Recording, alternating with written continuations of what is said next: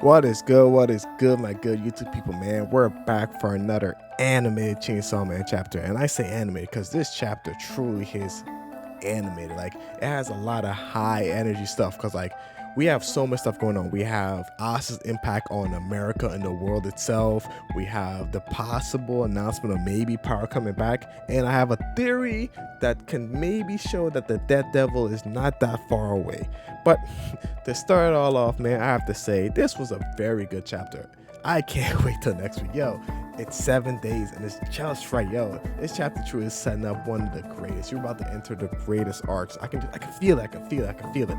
I haven't got my fan theory come through yet, but I got a new one ready for you guys. So first of all, I want to talk about Yora's power spike when she gets the gun devil and the tank devil, and what the pretty much the last pages of the chapter I'm in, because I'm not gonna lie, I was very confused. And when you're confused, what do? You go to Twitter and get even more confused. But the Twitter fan base kind of made things a little bit more aligned. Like the National Gun the National Gun Society in America losing all their index fingers could be the potential of a contract before or previously happened, or maybe a contract about to happen.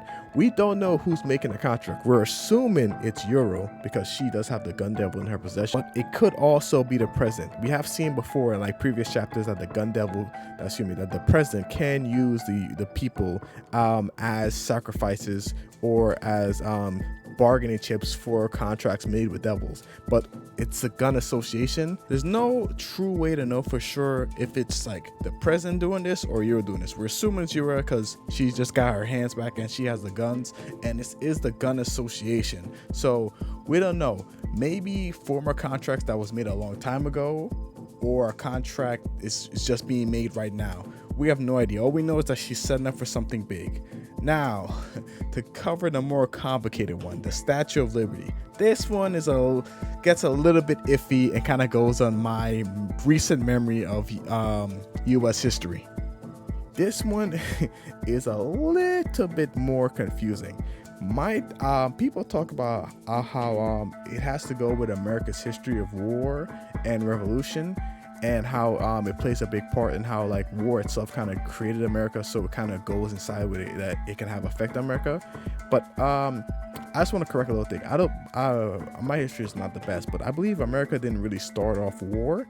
Well, not really. It started off a revolution. I believe Great Britain, in which Great Britain put a tax, and the United States didn't. I said the United States before then didn't like the tax, so then they dumped their tea, and then they felt that like a foreign nation like a COA couldn't operate on their best interests, so then they rebelled, and then they formed their own nation, and that's the United States in in the quickest memory of my U.S. history. But I wouldn't say that really would work for Europe. I think it's mainly focusing on like, I want to say World War II, because that's when the United States truly became a big power. Before then, it was kind of like a well-known up and star, but with World War II, that's when it became a major power. It showed it can defend itself. It was making a lot of new stuff, new inventions, and it was one of the first nations to use nuclear war. Actually, I think it was the only nation to ever use a nuclear warhead. Yeah. So like that's when the United States became like a foreign power. Then we went to the Cold War, and then after that was kind of history told. So I feel like you can argue that war made the United States significantly greater, or at least a greater known power to the world as it is. So I feel like that's where Euro/War's influence kind of applies to the United States or America in this sense, and maybe that's why I can strike the Statue of Liberty. These are all guesses. I have no idea, but it is kind of strange that the United States is being affected by Euro, and this is the only connection I can make. Next chapter, maybe we know, but hey, that's just my theory on how it's all connected. The next big theory is, we all saw it, we all know what it means. Paichida wants blood drive. Is Pyra gonna come back? I'm gonna guess no. Sasuji doesn't like to be blatant. He likes to nod and wink. I don't think we're getting Power. This is the second time we thought this too. Remember with the horn girl? We thought that was gonna be Power, maybe, but nope. There's no way he's gonna be this direct. Honestly, here's exactly how we're gonna get Power. So Denji's gonna fall in a creek then he's gonna trip, and then bam, Power just gave him a hand, and that's how Power comes back. It's gonna be some random thing we never see coming. It's not like him to be very overt. He likes to be subvertive. I don't know if I'm using that word right. Just go with it. But it's not out of the question. It gives us hope. It gives us hope because he did make a contract, and Denji has yet to find Power, so we can only hope for the time being. But for now, and the final thing, I want to talk about this new chapter in which it relates to the Death Devil itself. You know how Yura says that Gun and Tank are parts of her, so it's like pretty much attributes that came off of her, and this is how she's able to control them and call them to being, and they're like parts of her. That's why she wants to fight Chainsaw Man, so she can get like nuclear weapons, which is also a part of her that's in like Chainsaw Man at this point. Thinking about that made me realize, like, what about the Aging Devil? Isn't the Aging Devil, once you say that's connected to death itself? Because this is all kind of based on the Bible. And if you don't know, human beings used to be immortal. There was Adam and Eve, then Adam and Eve ate the apple, and then they kind of lost that immortality, and then age and die, but then they get reproduction and all that stuff.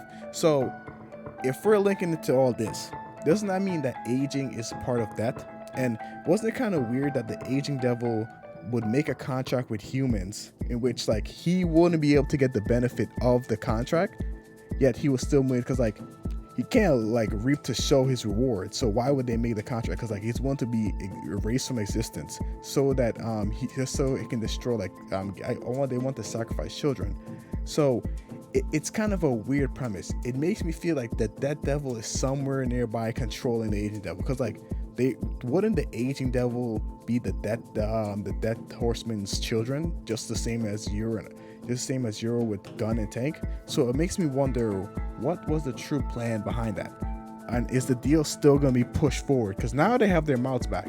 I wonder if they're even going to be able to talk about it, or was it like delayed for like a minute or two? Because now we don't know. But it got me thinking, because like if these things are connected like this, I wonder how it's going to work.